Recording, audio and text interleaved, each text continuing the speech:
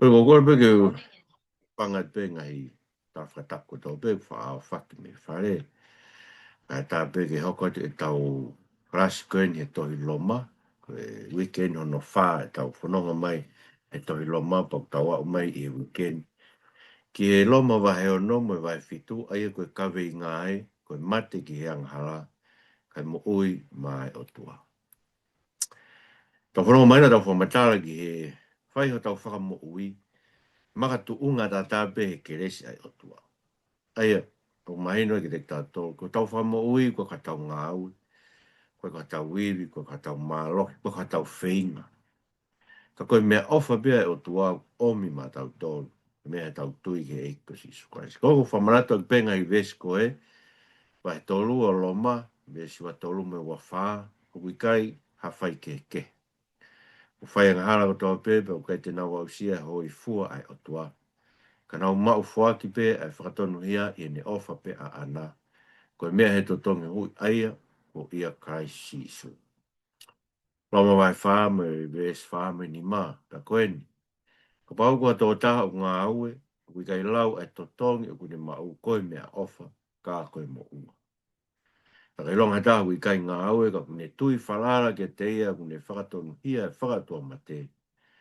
O kurau e tui a ana, mai ne mā oni. Vai ni mawe sua ki ko e tau tuke whatonu ia ki tau tolu he tui ka tau mau meri noi mo Otua e tau eiko si Isu Kraisi. Ai a fok ko fau mea i ho tau tataki i e tui ke keresi ko e ni o tau matu uai. Vai ni mawe sua lumo hi wa. Ta koe Otua me whahae mo oni ne ofa anaga te tau tolu pe kia Kraisi ma tau tolu. Roro tonga tau ke Angahala. Pe ka pau ko ia. Me kako tau mau e ni whatonu ia e no tataa. Pe hua noa tau wha mo ui ka whai ia te ia. Me he hou hau. Me rofo atonu tau e ki. Pa vetai pegi o tua. Aia, pe mahino bit pe ko tau whakatonu ia. Ko e mea ia o whaki me o tua. Kau ne whaki mea tau mau meri noai. Ta take e tau tolu he tui ke tau tuu he keresi. Tau whakatonu ia. O maka tuunga ta tā pēia i e tā o si Isu Kraisi. Loma wahe. Ni mā vesi wā, pero pau ko tau weni e whakatonu hia, whi mea whai ngata ai no whakatonu hia e Otua, ai whakatua mate. Hua noa, ko tau whamo ui e whai e si Isu, me hou hau tu nuku mai. E koe ngai whamanatu pe, e mahu inga ke tau manatu i mahu pe, ko tau whamo ui koe mea ofa pe ia e Otua, koe ko hatau ngāu pe ko hatau whenga.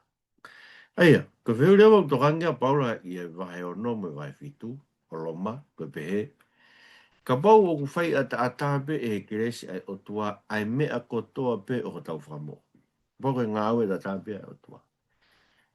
Te tau kei whai Angahala pe, koe hui, he koe kaha tau konga tau tōruia, ke tau kau i hono whai ho tau whakatonu ia, mo tau whamau ni ni koe mea ofa pe ai Otua, o oma tau tō.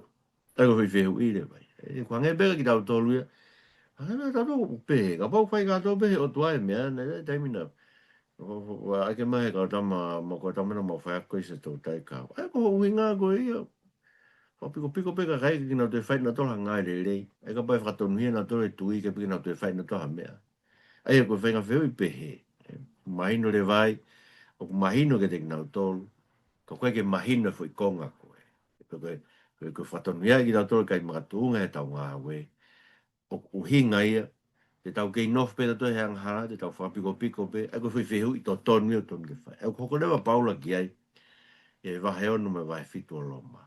Ko Loma wahe ono, ne whamatala ki whakafo ouwe ko hoko e te ki tau tolu, a ki tau tolu ko whamo ui, o maga tu unga i e keresi ata pe ai Otua.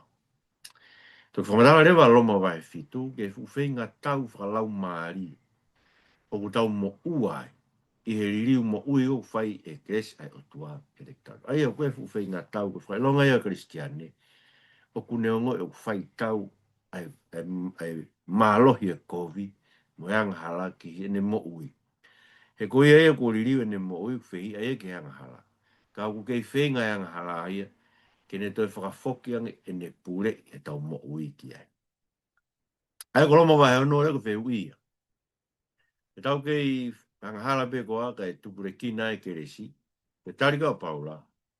More ke mama. Ai ko vai ono e roki mo e pe fe ai.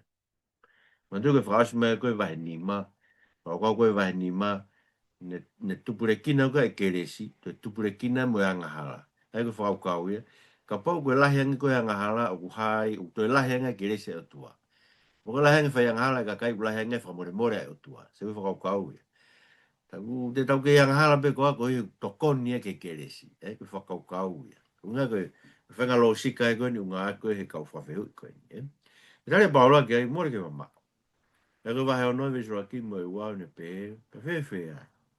Te tau pe koa, tau no whaki whai angahala koe uhi ke hulu atu ai keresi. Mori ke mama. He kōri riu e tau moi e tau tolu he keresi koe o tua, ai nai omi ake whakatonu hia ma a tau tolu. Ma tuka keresi koe ia hau, o ne nofo ia tau mo ui, pa koe keresi au ngā ue e te tau tolu, o ne whai ho tau giri. E koe ngā ue keresi, koe ngata pe koe mea, koe mea ofa o mai, o ku ne whai ho tau giri. Koe me fu uivi ai keresi, ke ne hanga riu kāwa e tau mo ui. Tana kia tai tusi, wa he ua, whakaukau, o ku ne ngāhi ki tau tō ke tau whakawhisi, ki e whakautua mare. Kai ke koloma wa he o noe, vesi ua mo e wha, a vesi ua ki e wha. Ko ki taua, nā ta mate ki Angahala e e ta kei mo ui aki ia. Io, nau ke te mo ilonga ki tau tolu na e papitaiso o whakahoko ai ke si sukaraisi, na e papitaiso o whakahoko ai ke ne pekia. Pero mea iho tau papitaiso ke ne pekia. Pe tā, nā tau kau ngā te rio moi.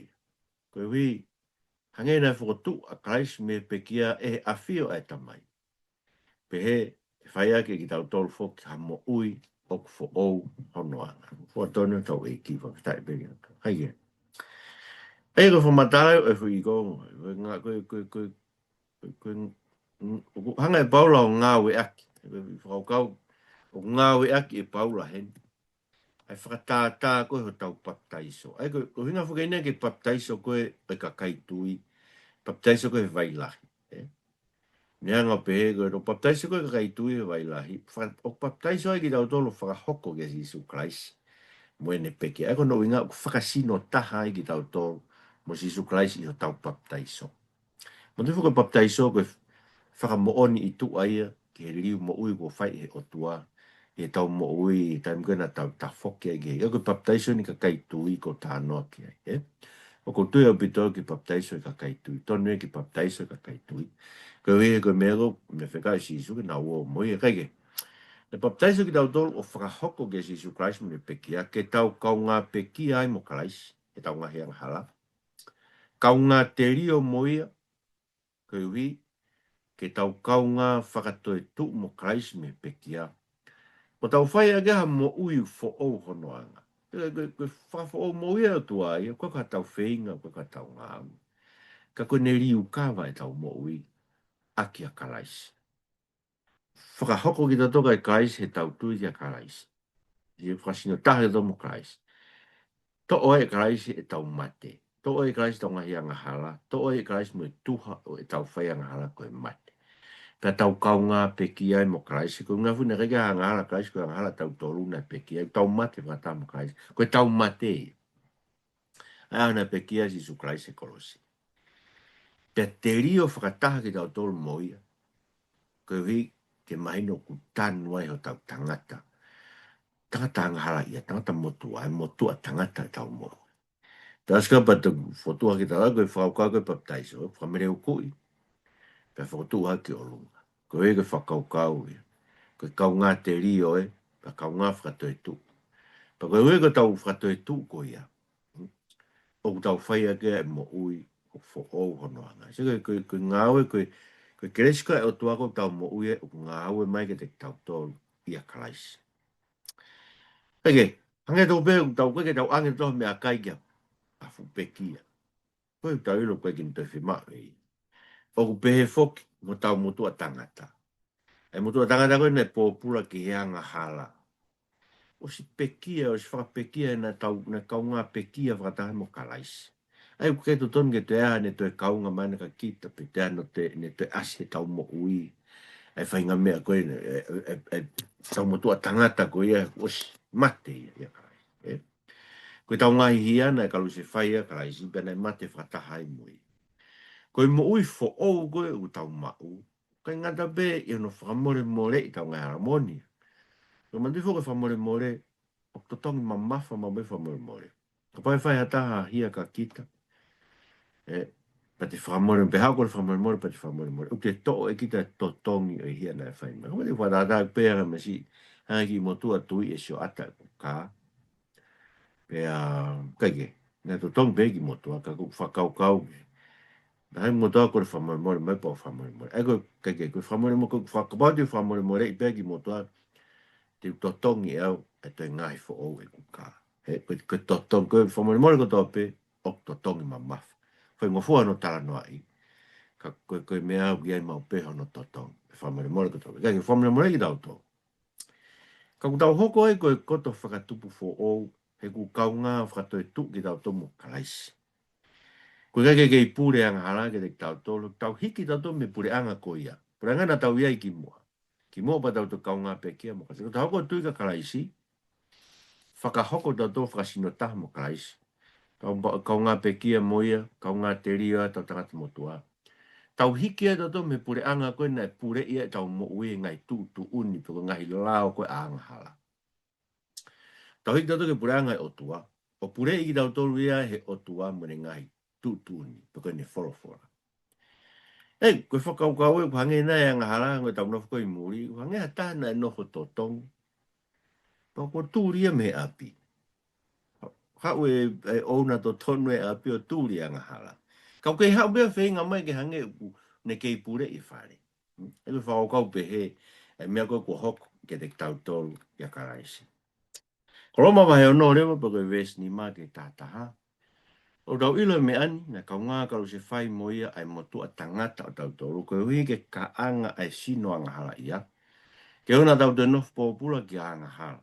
He koia kua mate, kua ata ia me Angahala. Pea koe ni. Ka pauna tau pekia whakataha mo karaisi, tau tui te tau kau ngā mo ui whoki moi. E tau ilo, kua whotu rewa karaisi me pekia, pe ikai kei a ana ke pekia. O kui kai kei whakae haua ia e mate. E koe mate nane whai, koe mate ki Angahala, o tātu o taha tofu pē. Ka koe mo ui o ne whai, koe mo ui ki he Otua. Pe he whoki, mo lau ki mo tolu koe koto mate ki Angahala. Ka koe koto mo ui ki he Otua, i ho mo tu i a Christ Sisu. Mo fo tonu tau eiki, tai ni ki Otua. Aia, koe mea i hono kalu se whai ho tau tangata mo tu a mo karaisi. Kau ngā kalu se whai mo karaisi. Ko si mate, koe ki tau kei nofu pōpula i ki Angahala, ko tau mate ki tau tau ki Angahala, o tau ata me hono mawhai koe o Angahala kene kei pure e tau mo ui. Ton ke o tene kei hanga ia pure e tau mo, tau whihi, ai koe tue tai mini, ton ke tau whiri a ki tau tolanga, tau whihi e tau tau ki hanga. Ko kau ngā whakamu ui ki tau tolu e mo karaisi. Pa koe ngā he kei toi mate a karaisi. O ku pehe fo koe ke toi pure mate a karaisi, ta tau imo ki tau tolu. A koe tau mo ui koe a tau tolu tai mini, tau mo ui ki tau tolu ke tau toi mate ki tau tolu, ke te aha mawhai o Angahala ke te hanga ai ke tau mate. Ko hiu tau si mate ki tau tolu. E ki tā noko whawhai ke kau misnari na woki, ko siapani ko whi. Ko motu ne tala mai tā mate kau misnari ia hifuat pe koe mata whanga. Pe eke ange tokua e whai o ngongo ke kau misnari. Pe ilo ko alu koe nā, te ke alo mate. Pe pe koe tari koe misnari. No si mate a po toki hau. E koe monfu, to si mate ta toria karaisi. Toki hau pe ta toria. O whai pe ngā kasi, ke tau tue mate, ke tau tolu, ko hiko mate, ke te tau tolu. O hiko ko paromesika, ka isko, whai koe asun mai tātaha. E koe tui piki tai kia te au, neongo tene mate, tene mo uipe. Longa aia mo ui mo tui piki tai kia te au, i kai tene mate a tai ngata. Aia, o pehe e tau mo ui, e tau tō kau ngā mo ui, koe mo karaisi. Ke tau tue mate, ke tau tolu, ko hiko os whai tau mate, a tai mo karaisi. Koia, o tau rawai, e tau tolu, aki tau tolu. Koto mate ki Angahala. Ka koe koto mo ui e tau mea ki he Otua. E koe ke toi aha mo ui a ai Angahala he tau mo ui, koe tau mo e tau koe mo ui. ki he Otua pe koe tau mo ui mai Otua he tau tu ia Christ sisu. E ko whiwhiri o ko mai no ke te tau tolu wea o ngā mawhai koe ne ua. Wea Angahala me ta wake taha, ko Christ me ta wake taha, ko hai o ko pūre. Ko ngā no ore wā Loma wahe o no tara no ai a Paula. O ko tau pōpula ko tau pē ki ha eiki. Pe ko hai eiki, pe ko kita, pe ko paanga, pe ko manakoa, pe ko fia estela. Pe ko tau taina mo ni koe ko te whaiteria pe ke me ke te whai. Koe ko whaiteria hai tau taina mo ni, koe whapōpula whaiteria hai. Ko tau taina mo ni, ko te tau he eiki. Pe ko te fia ke whai e mea koe o tala o loto ki ai eiki. Ai manu e ka pai ta mahe e kia mea koe ke te roto kia ko te whai pe kita, o koe ke te whai fia e kita. Ei te kai ki te tau ataina, te ke ngoi ki tau hange e mo ui ake e wholawhola ai eiki, mo ngai tutuoni ai eiki, hange a fukavenga. Ka te mko whatau taina ki tau tolu, tau fia ta toki mo ui, whatau ke mea kota, ake tau taina ai. Ko te fia ke whai mea kou roto ke ato eiki. Loma mai anō leo, stau ki tā whau pe. Ko ia, o nā tuku ke hau a Angahala i o mou sino mate ngokua, ke mou tui tāla ke ngai hori o ona. Pe maa, e o te mo atu mo ngai kupu ma Angahala koe mahafu e whai kovi. Ka mo atu ki mo tolu ke Otua nge koe kakai ko mo ui me mate, pe atu mo ngai kupu ma ai Otua koe mahafu e whai lerei. He tala e hai, e whakai haua ki nau tolu e Angahala. He wikai te mo nofu ki a lao ka ki a keresi. O hua tonu e tau eiti, o e tai bege Otua. Ka pure Angahala i a taha, whailonga ke tau ke tui tala ke ngahi hori a e Angahala. Ngai hori o ona. Hoko ai ngai kupko tō pe tau sinoko e mahafu e whaikori. E tau rea, e mahafu e whaikori. Ai anga e tau sio. Ai whakakaukau ko tau atamai. Ai ala tau nima. Ai laka tau vai. Koe mahafu e whaikori. Tango pure e tau tolu. Toko pure koe Angahala. Uku ne whakai hao, ne whakamalohi e tau moi o ne whakaauha e tau moi. Kono mo ni peu tau nofu whakau ke tau mo ui motua. Liu koe, liu mo ui koe whai koe e ke taimini. Tau ngai peu, maa mauloto me lahi, maa mauloto mau mana, taimine moi. E whai ngai mea e whakalusa. Ka bai pure o tua i a taha. O tau atuai e ngai kupu o tau sino mai o tua koe mahafu o e whai lere. Se koe fo i liu ia o kuhoko. O mai e o tua ia ma tau tolu he ne keresi ai maa lohi. Ke tau lawa tuku lolo o ave o tau ngai mau tau kore. Hange ko te vita samte au whataha. Ai mua hare o ki hoku motu ke nere o hio pere loke. Ona whai harea e kai ke whakahoi fua ke o whina ngalo. Pe hange ko siope na kore siope ke re o hio no mata. Pe ona ne siokovi ka whiwhine. Ko ngai mea pehe. Ko atu o tau ngai kupu. Koe mahafu. Koe sin o tau koe mea ngā aue ai Otua, pe koe mahafu ai Otua, ki e whai lerei. Koe pure ia a keresi e tau moi, ne o me mālohi koe ia. E fu uivi ke tau fia, i e whai lerei. Ukai ke tau tōngu e tau tōku whakapōpūra ke te tau tolu, e mui, moro mui vai ke whora tau Otua. Tau whai fia pe tau tō. Tau ilanga ki mena ke tau whai ki mau tau. Whinga ke mui ki ai. Kai ke, whakapaure mo ko keresi au pure te tau tau. Te tau ke Angahala i pe koa he ngā aui ai pe a keresi e ke tau whaire. E whakau e ka pako keresi au ne o mai e ia. E malo i koe ke liwa ke o tau ngai kupu koe mea ngā o tua. E tau ke whai Angahala i pe tau he o mai pe ke keresi ai malo koe ia. Ke te tau tau. He taimi ko tau pe. Kularewa ka paura kei he wahe o Loma wahe o Novestani ma ke tahi wape. Ka whewhe ai. O ngofua ke tau whai Angahala koa koe ui o kai te tau nofu ki a lao ka ki a keresi. O more ke mama. I kai mo ilo ka mo ka ati mo tolu ki a taha. Ka kau tamai e ki tala ngofua ki a te ia. Ka kau tamai e ki reo ki mo tolu ki a te ia. O ka mo tala ngofua ki ai. Pe ka kau tamai e ki a Angahala i ke mate. Pe ka kau tamai e ki a whai tala ngofua o i ku ke maa ni oi. Pe koe ni. whawhetai ki Otua neongo nā mō nofo mua koe kau tamai e ki Angahala. Ka nā mō tala ngofua fi tala ngofua ki whainga ko naki nei tuku ki mō tolu ki nei. Pe whakatawa daina ki mō tolu me Angahala. E whakapōpura ki mō tolu ki a mā oni oni. Ko se kurea whakae tangata pe ia, ko mea he vai vai o mō kakano. Ko hono ui ngā, hangena mō atu mō ngai kupu ki anga uri mō malaki lao. Ko kauta mai e ke ngā ue ke malaki lao. Pe he, ke mō atu ene mō ngai kupu ki a mā oni oni. Ko kauta mai e ke ngā ue ke whakahao hawa. O whatone o tau e ki, tai begi o tua. Aia, ko e ongo eiki o kwhi auhi ke pure ke tau mo oi ko Angahala mo whai tarango fuape ko mā oni oni.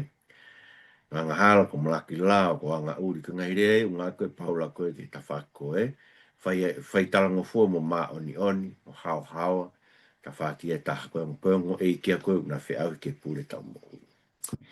E no ne baro ko eiki ko tau nofo whatama eiki ai ko pō ke tau tarango fua ki ai.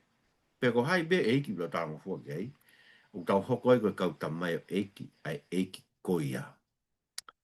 Ko eiki Angahala koe ke mate. A koe eiki ka eiki a whai tarango fua, ka wikuia ke mā oni oni. I tau tangata mo tuana tau no whai koe kau tamai o eiki Angahala. Mai no big pay. Ka ko whakatoi tū ki tau tolu e he Otua mo karaisi.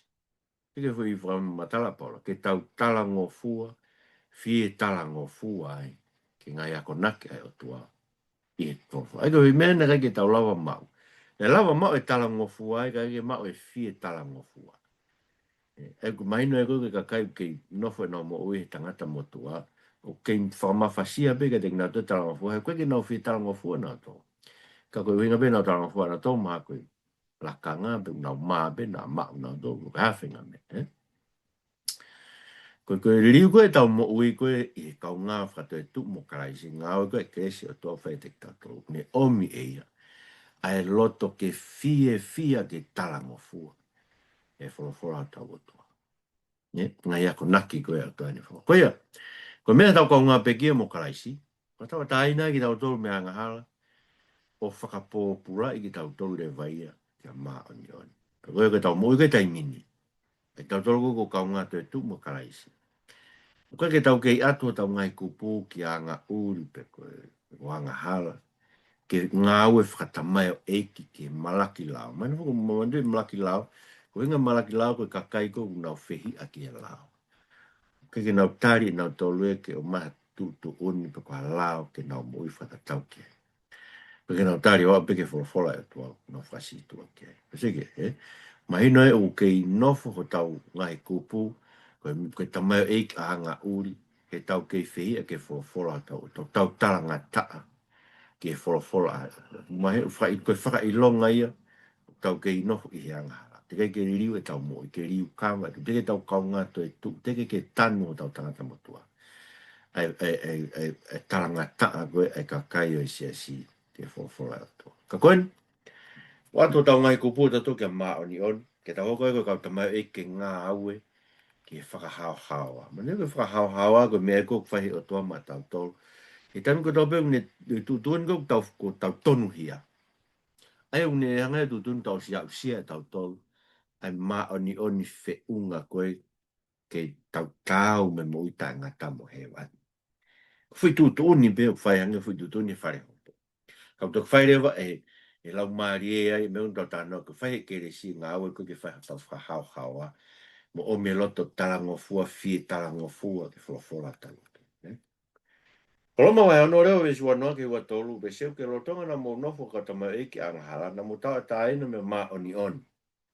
Kaka haa tu hafua na mo mao e taimi ko ia me ngai mea ko ia o mo mai. E ko i wanga ngai mea ko ia ko e mate. Ka e tu ko e ni i whakatawa taina ki mo tolu me Angahala, ka e whakapōpura ki mo tolu ki he Otua. O ku ia ha mo fua. Ko e fua, o ku taki hao hawa, ta ko e iko anga ko e mo ita e ngata. E ko e tōna ki Angahala ko e mate. Ko me ofa e Otua ko e mo ita e ngata. Tu ia kraisi su ko tau eki, whawhatonio tau eki whawhetai pia. Aia, e kei te taurawa ke eiki a ke hango eiki e toko ua. Mai no bit bef mtala sisu. Kaya tau lawa ke eiki a Angahala, mo maa union whakatau wasi. Kaya tau tō lai ka kai ahoni no whaam ke pehe na lotu. No mai beo lotu ka nau ke nof pehe Angahala. Whea waki pehe ka ulotu e ke hau ia o whaihiwa e siasi. Pena mea pehe. O whaama ke ne eiki a ki. Kai ke lawa vai ke whakau. Whamatala koni koe ligo whai tau mo ui. O kai ke lawa ke tau ke nof pehe. Ke lawa ke tau eiki a ka Angahala maani whakatau. Sko pa ke tau whiri ke taha ka ri a ke taha. Pea whawhetai. Ko mea no whakatau tu ki tau tau whatamu karaisi. U vete ange ki tau tau e he Otua. Se ko whi ngāu whahe Otua. E ue kia tau mawhae o tau ke whiri ka whangai o tau vete ange ki tau tau ka karaisi. Tau hau koe ka karaisi. Whahok ki tau tau ka karaisi tui. O whakatau tu kata ki tau mu karaisi pe vete ange ki tau tau me puri anga. Ko lotonga tau ki tama e ki anga hala. Na tau whae tau ngai mea na tau mai e taimi ko ia. Ko i kuanga ngai mea ko ia koe mate. Ka koen ko tau kau ngā tue tu mo karaisi o whakatau a tā ina ki tau tau me anga hala ka whakapō pula ki Otua. Pea tau whehi aini ko tau wanga mua. He ko ui, o ki e te tau tolu ai hao haoa. Aia ko noi kuanga, koe mo i taingat. Aia ko mo ni, o kei whai horopea anga hala ki no pē tau mai mo. Ka kua situasio no mawhai o naia, mo no mālohi ki ne toi angi e tau whanonga. Wangi tau mo i tau o tua e ake maoni o ni mo e hao haoa. Ka ku kei no pea ngā halai o whea ngā ngai mo ki tau tolu tau tangata i o topa. Koe uhi ngai e tāno koe vai fitu. Ke fu whei ngā tau koe ni o ku hoko i o tau tangata i o topa. E ko loma vai fitu. Pamatala e baula ke mo ui e kristiani ko toa pe. Ai tau iloi. Tau iloi pe e ngai mea to ton ke tau whai kau kai lawa no. Sai koe vai fitu ko loma au lahi ti peiti. Pe koe rea koe na paula koe rea ki he. Koe rea ki no tangata koe ki mua pe toki iriu. Pe koe ne rea ki tangata koe kua riri. E koe ni heo nao pe koe ne tānoa paulai ki isi rea ki tau pua. Ka kou tui ke whakaukau koe koe tānoa na paula ke moe karistiane. Koe moe karistiane koe fu whei ngā tau o tau whei kuki moia. Ai kou lau kei tau himi koe tau alau maari e tau mo uai. Whe tā aki ai pēa se tane mo sātai. Ka ke whai tangane. Sio koe ki he eiki te kai ke vai vai a tau. Ai koe whakaukau e koe koe aloma vai fitu. Vesu raki ke ono.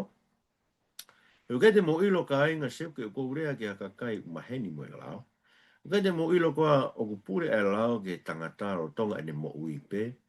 E koe ni koe whiwhine ala fia o ni haisia me lao ke ono se pāniti. Ok mo ui. Ka o ka pau ko pekia ai se pāniti. Kua ni ata atari me lao o se pāniti. Ka koe ia. O tonga mo ui o no se pāniti e lau koe whi awaki o ka pau tene no noho mo tangata kehe. Ka pau ko pekia no se pāniti, ne tau taina me lao ko ia, ko i kai ko whi awaki ia, e ne no nofu mo tangata ke. Ko ia se o kāinga, ne ai ke mate ki mo tolfo ki a lao i sino o karaisi, ko i ke mo no nofu mo taha ke io, me toko taha ko ia, e whakatu me pekia, ko i ke tau whakatupu fua mai o tua. E rotonga nā tau i o tau wanga kakano, ngā io i ke Angahala, ai na la ngai e lao, na ngā ue i o tau ngahi kupu, ke whakatupu fua ki a mate. Ka e tūko e ni, ko whakatataki tau tō mea lao e tau mate ki ngai mea aia nai mau puke ki tau tō koia, tau ngāwe ni anga fo ou ko lau maarie ko i kai anga motua, ko a tohi. Ko whatonu tau e ki whaketai peke o tua.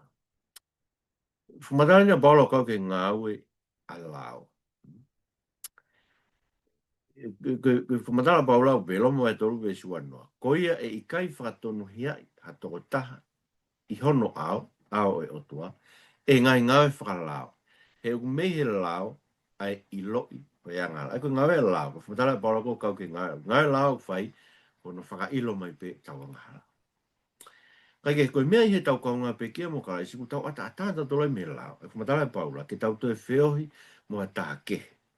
Ai e ko karaisi ne fotu, e me peke. Ai ko ngā ke paula ni whatata koe no fo mari. Whamahino, ano veteangi tau tōu mea la. Na tau nofo mari mo lao.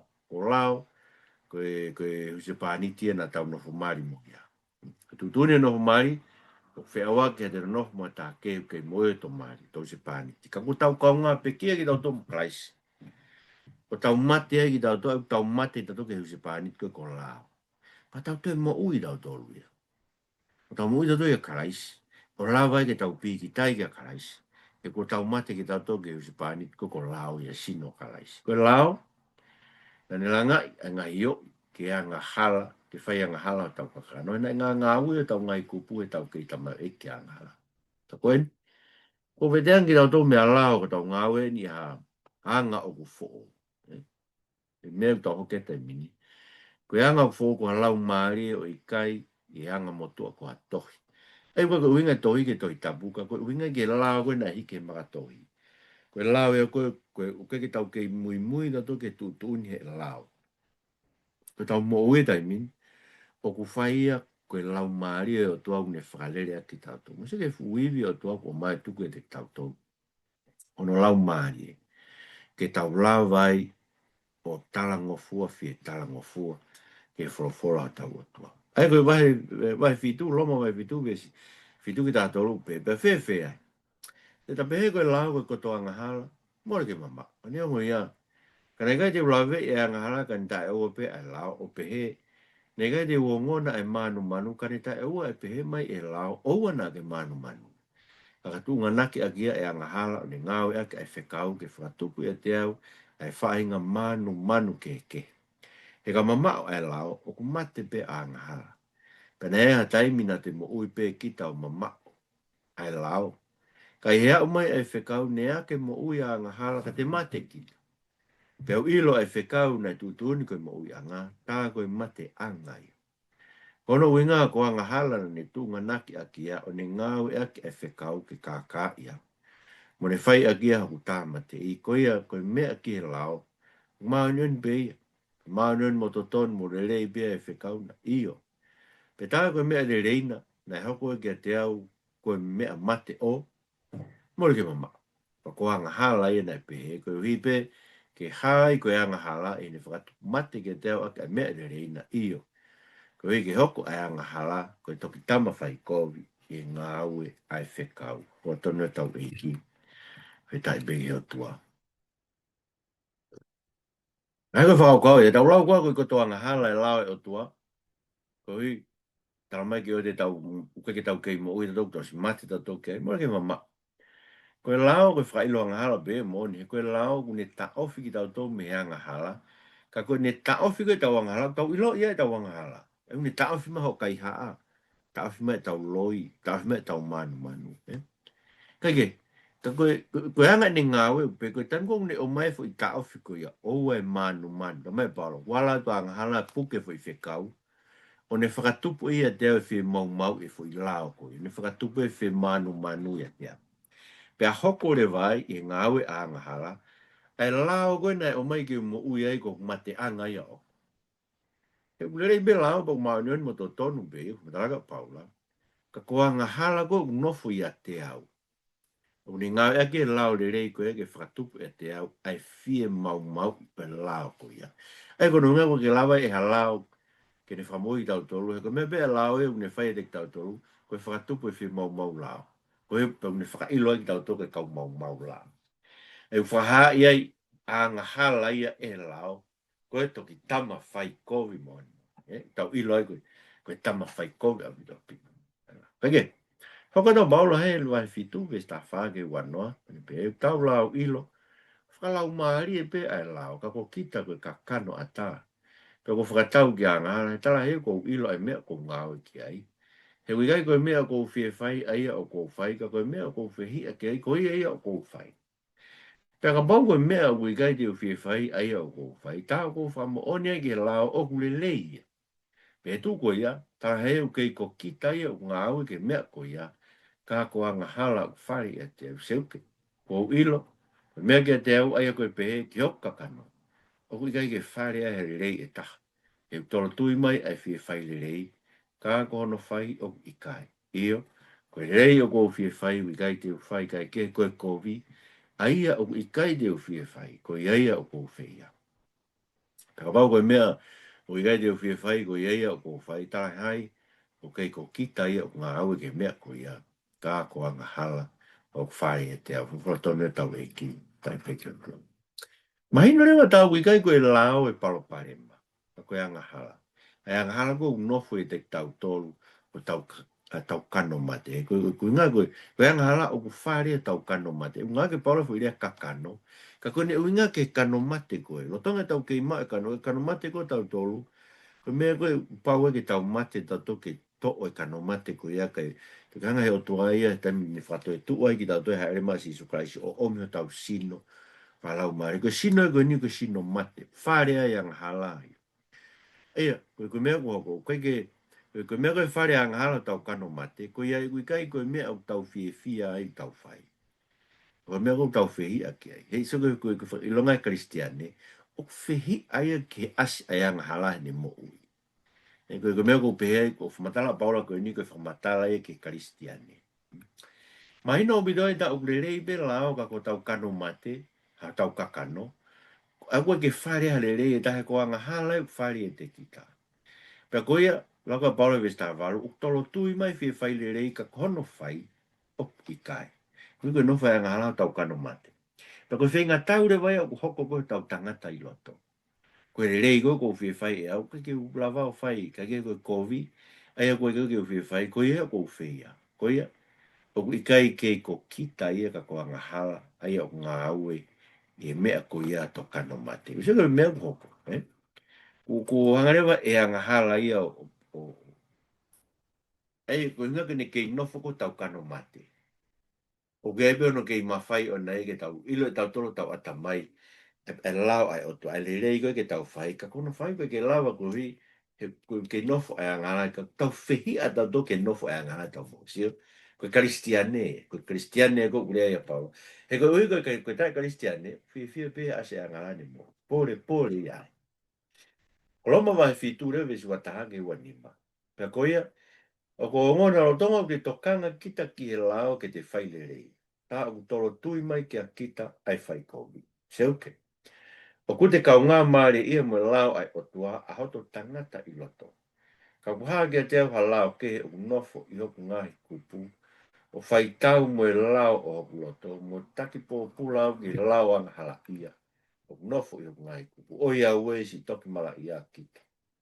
Ko haidu tene ha musi au me sino o me iai ai mate. Pawhetai ki o tua. Ai une whai e si Isu Kraisi ko tau eiki. Pea tā ko au whaka e kika. Te ngā aue ke lau e o tua i o kuloto. Ko lau a Angahala i o kakano. Ko tonu e tau eiki. Pētai pē ki o tua. Aia, o waiha tau whakaloto whonua. Civil War. O koko pēa te kita tangata i loto mawai pē. Ai ko whailonga Kristiane o ne whai tau. Ko tā Kristiane ko ke toi tau i. E o kei purei pē he Angahala ni mo ui. Ko Kristiane, o whai tau e o whehi ai ke ase Angahala ni mo ui. O kore ke o tua ke whamaa mo ni mo ui ke te ase ai. Anga i Angahala ko whamoa ngō fuaki. Ai ko whakaukau e. Rotonga koe o te tokanga kita ki lao ke te whailerei. Tā au tolo tui mai ki a kita ia e whaiko. He whai tau ai lao koe o nofo tau ngai kupu. Ai lao koe a Angahala. Mo lao koe o tau loto. Ke ne taki pōpula i ki tau tolu. Ke lao Angahala ia koe o nofo o tau ngai kupu. Sika hui mea. Koe hui whai tau o hoko. Paka te mō te vai ai. O ku haere vai ai. Koe hui kuhanga he lao Angahala ia. Purei o tau ngai kupu. Koe ke kone asipe koe ia. Ka tau whihi a rewa ki ai. Koe whailonga koe kau Kristene. Ea whailonga koe. Koe ka kai pōpula ke maa oni oni. Nā rawa sio ke whinga tau koe ni. O nau whihi ai ke ase Angahala nau mo ui. Mo nau tangi ake ke Otua. Ke whahawhi ki nau tolu me ai. He ko tau kau ngā toi tu mo Kraisi. Tau kau ngā maari e ia. Mo e lau ai Otua a tau tangata i loto. Ka wai halao ke he ia o nofo i o ngahi kupu. O whai tau mo e lau o hoku loto. Pene taki po pula ke lau Angahala ia. Nofo i o ngahi kupu. Eia. O ko ilo le vai i kumala ia. Ai kei mahino. O kei ai asi ai lau Angahala ia. Pene kei nofo tau ngahi kupu. Pea tau tangi whakatahake mo Paula ke Otua. Ke ha musiki tau tō. Me sino o me iai mateni. Ai ka vesi wa whae. Pea whaitai ke Otua. Kune ha musiki tau tō me sino ko ia. Ia Kraisi. Kei tupo tau kano mateo tau tō. Ka kos ha musiki tau tō me iai. Ai o tau lava i tau tō. Tau sio pēta tō kia kau tau whihi. A tau tō ni kei nofo e te tau tō. Ai ka mea ko ngoi. Ko inga koe pe koe paulo loto e ke fai mo to'o no sino kakano. Kai o mai hono whare koe i langi o ai hifo. I hono sino koe ni. Kaike. Koe au tau nofo tau tamai eiki a maa oni oni. O ngā aue ke lau ai Otua i hoku lotonga. O ke ngā aue pe ai lau a Angahala i hoku kakano. Ato ngai. Ilo e paula ia e whinga tau hoko tau tangata i loto. Pau kai tene pehe mai e ia. E anga vewe ha whinga mālohi ki ha musi au me kakano. Ni ilo koe kone whinga e lau ai. Ka kune whehu i ko hai tū. Tene ha musi au me he sino me ai mate. Ko hai tū. Ko hai a taha. E une whakaamue e hai a taha mālohi wheunga ki ha musi. He koe ke tau i kuna tau whinga tau koe hoko tau me mi paka tau whinga. Kau tau i kuna ke tau whakawewei ki tau tō ke taha whakahau fi. Ko klais kune whakahau ki tau tō. O mā wōre o beo, ke tau ke inofe malu malu e wipi ai lao, ke tau mana wahe ke tau tea ai Otua he Angahala, te ngu ase tau mo ui. Kau tau nofo ni tau kau ngā tu mo kalaisi, he malu malu o e pure a keresi o tau ofa ke o tau eki, ke tau tauhi ene fofo, ke tau whihi a ke ase ai Angahala e tau mo. O tau whai tau me ka kano mo Angahala, he tau whihi a ke kohi, ko whai ho tau liriu me i loto. Te tau hoko koe tangata o e toi tu u, ia kalaisi. O tau mawai haloto fo ou i o tau sino. Sino koe, sino koe no whai Angahala. O hinga e whai tau koe hoko e tau. Au laka paula kare tia vai nima, taha no ke tāwau. Toka kurea e mō fou i he lau maari e, pe i kai e te mō mo i whakai ai hori a kakano. He hori tu a kakano o whawhe paki ki he lau maari e, pe pe me lau maari e ki a kakano. He una wheta o fi aki o mea ko i a koe hui. Ka ai ha mea o mō loto ke whai, pe o te mō whai. Ka kapau tā ke kine mo te lau maari e Otua. Tau kai te mō mō la loa ki e lau. Koko tone tau eiki. Tai pe i Otua. Aia, koe mo oni pe. Tau tolo koe nei lau koe mō saa me whari e ria ki mo. Ko ohi ki tau tō ke whare o e tui. E koe mea ko hoko e no, ohi ki tau tō. Ohi ki tau tō po tau sio. E wike hono ua. Ko tu uni e tui, koe whare alo ki tau tō o. Ulau ki tau tō koe whare alo. Tala no le malo mo wahe o no vai fitu. Koe anga ia e kamata ke tau mo ui, koe kau whare alo ki tau tolu, koe tui. O ton ke hae de tau tolu mo ui. O tau, mo kakai, kau whare alo e tau whai tau, mo Angahala ko ke nofo. Tau mo. Ia toa, mau kore e whenga tau, mo e tau alau maari. O lau maari ni tu ke ngāo e bede mau tolu ke mau lawai ake. E ngai whenga kovi e Angahala mo kakano. Ai nau ke nofo i o mau kano mate. Christ ko mau whamu ui. Amen.